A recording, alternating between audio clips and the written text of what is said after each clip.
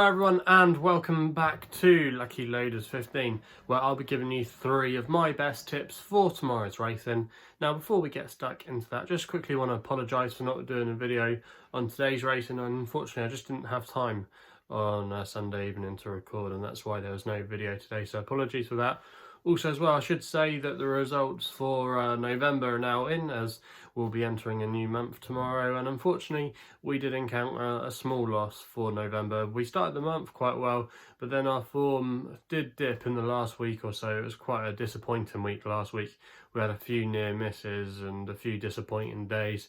So yeah, overall, unfortunately, it was a small loss, but we are significantly up since we started recording the profit and loss record in June, when we started on June the 1st. So yeah, slightly disappointing November. That's the way it goes. It's part of the long-term game, but hopefully we can have a better December and find some winners, and we'll be starting off tomorrow. So let's get into those selections. And for the first race, we're going to Lingfield tomorrow for the 120 for a novices handicap chase, and I thought Clondaw Robin could be the one to go for here for James Best and Zoe Davison. Now Zoe Davison, I believe she's possibly going through cancer treatment, so wish her all the best with her treatment, and hopefully she can beat it. But Zoe Davison's stable, quite a small stable down in the southeast of England, and often have plenty of runners at the likes of Lingfield and Plumpton, Fontwell, those kind of tracks, and they normally do quite well there. And her stable just been sparking into a little bit of life of late. In the last couple of weeks, she's had 2 winners from her last 6 runners, operating at a 33% strike rate. She had a 40-1 winner called Gustav at Leicester yesterday, and I think this fella tomorrow, Clondaw Robin, might have a good chance of going quite close in this race, and that's why it's going to be my nap. Now you can currently back this horse at 8-1 at the time recording, and I think that's quite a big price for this horse. Now if you go back through some of his form, he's actually got some good efforts in testing ground, also as well at Lingfield, and he is still a maiden over fences, but he's run some encouraging races, and last time he ran well for a really long way at Lingfield, finishing in 3rd place, looking like he was going to be the main threat to the Venetia Williams winner. But despite the Venetia Williams horse, I can't remember the name of it now, some French horse, not going on to win on his next start, I still think that it was a good run, and that horse is significantly higher rated than him. Even though this horse is running £2 out of the handicap tomorrow, he definitely looked like the biggest threat to that horse at one stage during the race, racing down the home straight, but he just got tired. But that was the horse's first run for well over 6 months, so you think he's probably entitled to need that. If you do, like I said, look back through some of this horse's run, he does have a win to his name at Fontwell, and he can handle testing ground. Now if you look at the whole of the field tomorrow, there's a lot of horses in here, in my opinion, that either won't like the chasing game, haven't shown much form, and also as well won't be able to handle the ground. Whereas our boy here, Clondaw Robin, he's still only a 7-year-old, the Arder in form, he shaped well on his return last time at Lingfield, and he'll be able to handle the ground no problem, and still might have a few pounds to play on a go and day with his handicap mark. And I saw 8-1, that's quite a big price. Zoe Davison tomorrow's also as well. She's got a couple of other runners called I think it's called Skatara, running in the flat jockey race for them going over hurdles, and also as well an old favourite of mine called Finnegan's Garden, but he might be a little bit too high in the weights. But I think they're going to have a good day tomorrow at Lingfield, and I think Clondaw Robin is a big price here, and I'm quite keen on his chances, and in my opinion he should be a little bit shorter in the betting, so that's why Clondaw Robin is going to be my nap of the day in the 120 at Lingfield. We then go over the RSC to the 245 at Limerick with a horse called Beton for the next best for Paul Townend and Willie Mullins in the colours of Cheveley Park.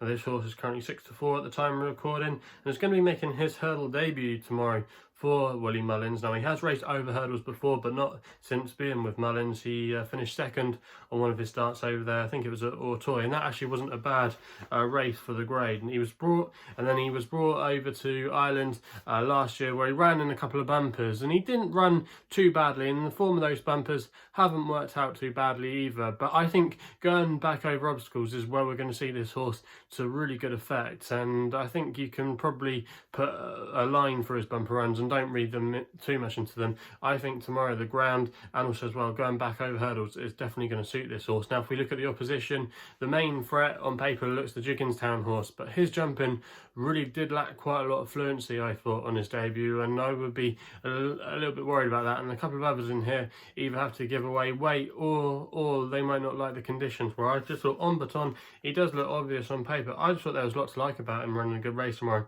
Willie Mullins as well was in good form, and Paul Townend as well will be trying to go for the Irish Jockey Championship again. So I just thought there was lots to like about this horse tomorrow. I think he's the one that they've all got to beat personally, and if he can translate some of his French form, where he's got a lovely jumping pedigree. If you look at his jumping pedigree related to a lot of French jump winners, so yeah, this should be the making of him. And on Beton, yeah, not an original selection here, but I just thought had every chance of going very well. So that's going to be my next best of the day.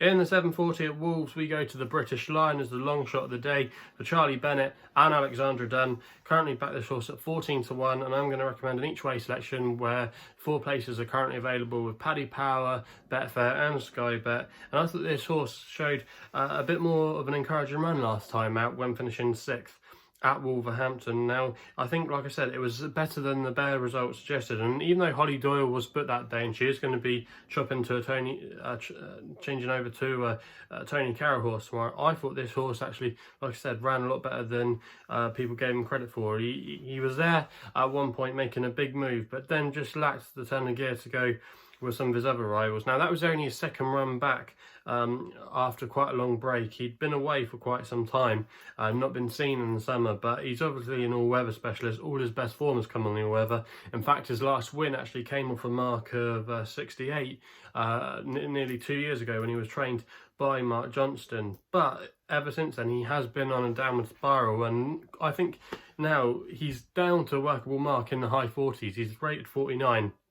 And he was running some fair races last season when he wasn't winning, but still making the frame a couple of times off a mark slightly higher than this. So, yeah, I think the British Lion's got a lot in his favour tomorrow. Also, as well, the other thing I like about him is he's stepping up in trip to a mile. And he's only ever tried this trip once. And when he did, he ran a credible 3rd place. And it's the only time he's ever attempted it. And Charlie Bennett was aboard that day. And that was actually the last time he was aboard. So that's another positive there. And he's got not a bad draw to work from tomorrow in still 5. So there's lots to like about this horse, I think, running a good race. A lot of the others in here either look exposed or don't come in here with great form, you know, and would really have to bounce back. Where the British Lion, like I said, he's just had a couple of runs now. I think he'll be fit for the occasion, and I think stepping up in trip is a good move. And with 14 to 1 available, with quite a few firms with the extra places, I think that's a good each way bet tomorrow. And I'll be disappointed if he couldn't build on that run at Wolverhampton last time out. So the British Lion is going to be the long shot of the day. So let's quickly just recap then.